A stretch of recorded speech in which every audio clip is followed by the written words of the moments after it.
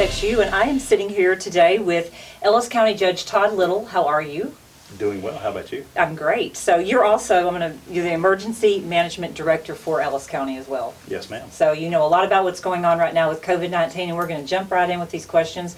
One of the things I wanted to ask you is you decided to, not executive orders, but you made some declarations, emergency declarations for Ellis County that were above and beyond what the executive order was from Governor Abbott. Am I correct on that?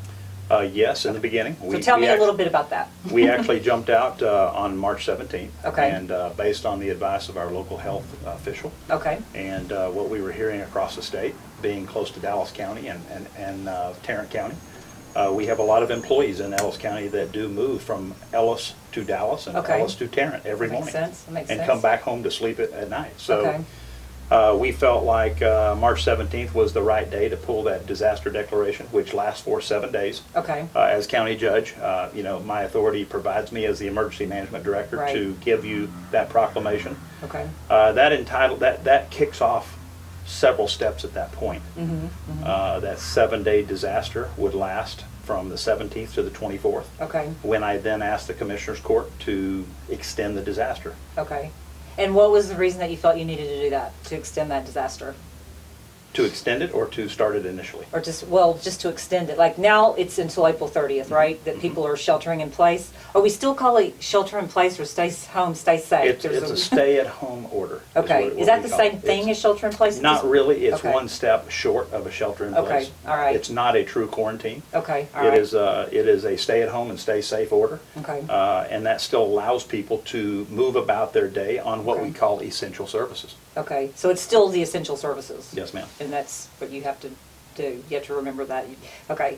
So let me ask you another question. I know that since you put that order in place, the shelter in place or the stay home, stay safe, there have still, like, I believe, how many confirmed cases did you have when that was put in? Like 12 or? On the 17th of March, we had 0 confirmed cases at Okay. 2 o'clock in the afternoon. Our first case that day came in at 7 p.m. Okay. All That right. was our first case that occurred in Maypearl. Okay. And fortunately, that patient is now recovered Okay. as of yesterday. Okay. And at that point today, as of we reported last night, I believe we were at 45.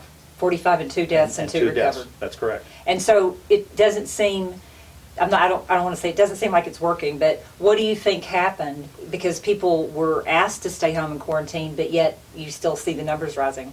What do you think is going on with that, if you know? Good question, Rita. I think what's happening is we're seeing the effects of 2 weeks before. Okay. So this trend is, hey, you could have this, you could be actually contracted today, and it may Okay. not show up in your system for 13 to 14 days. Okay. So what's happened is we're seeing now the pipeline that was full of unconfirmed cases that are finally now being confirmed, and as testing equipment becomes available Okay. and more tests are done, we're going to see a spike in that number. Okay. I think that President Trump's emergency coordinator had mentioned that as well, like 2 weeks ago, maybe, that this was going to happen.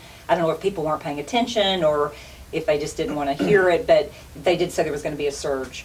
Now, we had someone in earlier that was talking about, instead of flattening the curve, why not have a bell curve like in all the past? I mean, this is not, people die of different diseases. Flu, tuberculosis is it's a pandemic for how many years? Why was this something, in your opinion, that turned into such a major ordeal? Is it because there's no vaccine, or what do you think? I think it's not necessarily because there's no vaccine. It's not necessarily because people are going to get sick. I think it's specifically to lower the burden on our healthcare facilities and providers. Okay. Whereas, you know, we've got like Baylor, Waxahachie, we've got Emmis Regional. There's only a certain number of intensive care unit beds, and there's only a certain number of respirators that actually handle people that get COVID. Okay. As a matter of fact, on my way over here, one of my customers called me in my small business. She's a customer. She says, Todd, I'm at Arlington Memorial today, and I'm actually an active positive COVID case today. Okay. She says, you know, what do I do about our business stuff? I said, hey, get through the virus, take your 2 weeks quarantine, Okay. get well. And she says, they've actually got me on oxygen. So Wow. she was probably infected 10 days or 14 days ago, but Okay. today she tested positive. So you think this is just something where the respirator? I'm still not sure about why this seems to be such a bigger issue than the flu every year that more people have died of. And I'm not putting you on the spot. This is Sure. just a good conversation because you know the answers to these things, and or at least you have a very good opinion about it. So I'd love to hear why this whole country basically has shut down because of COVID-19, when the flu and all these other issues are a big deal too. I think if, I'm married to a registered nurse. Okay, So, all right. So you, my right. wife Dawn is a registered nurse. Okay. She's been in the ICU, the CCU, the heart and lung transplant. Wow. Okay. And, so I hear it at home when I go there at I night. bet. And we have access to a lot of physicians. Okay. Because they're friends of ours. Well, Okay. she's worked with a lot over the course of her career.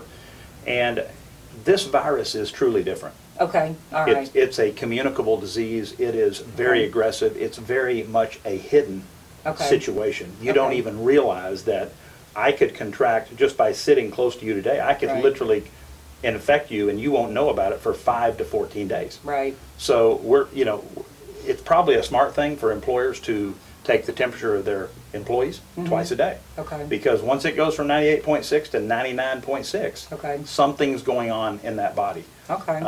The other thing we've done is, as it relates to this virus, is they think that the length that you are actually exposed to it. Okay. So sitting down and talking to someone who is spewing the virus is much more risky than actually passing someone in the grocery store. Okay. All So the right. amount of time in which you are exposed to the virus allows you to have much more complications Okay.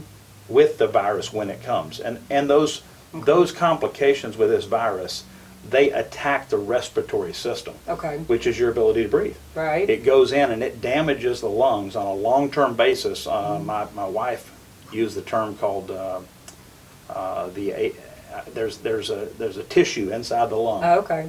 I don't know what it is. I'm not medical, so it's And there's this ARDS thing. okay. That's a terminology for acute respiratory okay. All right. something disease, and, Got it. It affects the heart. Okay. So it can affect your heart and its ability to perform in the future, Okay. like a lifelong type.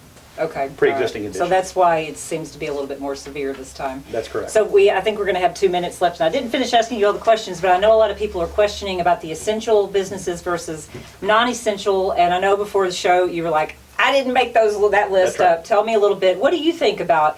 And I'm asking you a lot of just opinions Sure. here, but churches are closed and liquor stores aren't. I know that's one of the things that I just keep hearing over and over. Pawn shops are closed. Gun shops aren't. What do you think? Good point. I think the word essential can be interpreted broadly. It can be True. interpreted strictly, right? Right. I know that for me, I like to think that church is essential for my life because Sure. it's something I've relied on throughout my life and career. Okay. However, is it smart for me right now to be in a church with 1,000 people? Probably not a good idea. Right. The governor's order, as you know, on April 3rd, Okay. Right. it clarified that we had to abide by CDC guidelines, which Okay. is under 10 in one place Okay. of people outside of our household. Okay. That doesn't necessarily include going to the racetrack on Saturday. That doesn't include, going to the grocery store for non-essential items. But if you need to go get bread, milk, and you get what your family needs, you get your toilet paper and those things, those are essential to Right, life, right? In America. Golfing may not be the Right. choice of sports. I have seen people on the golf course though, actually, but they've been alone, quarantining. That's good. And Hitting. see, at a racetrack, we have a tendency to gather much more. At a Right. golf course, we can spread out. Right, We right. can social distance. Okay. And that's the goal in Ellis County. All right. Is there so April 30th, you probably won't be changing that date. Maybe you will, maybe you won't. That's going to be the governor's decision at this point. You can go to the Texas Division of Emergency Management in his order Okay. to determine if your business is essential. Okay. Or you can actually send an email to the Division of Emergency Management, Okay. and they will respond back to you if you want to apply to become essential. Okay. Oh, that's actually a good idea. So we have 1 minute. You won't change your orders if Governor Abbott does not. That's correct. Okay. Thank you so much. You bet. It's Thank you, been a Rita. pleasure. Thank I'm you Rita so Cook much. with Politics and How It Affects You, and this is Judge Todd Little, Ellis County.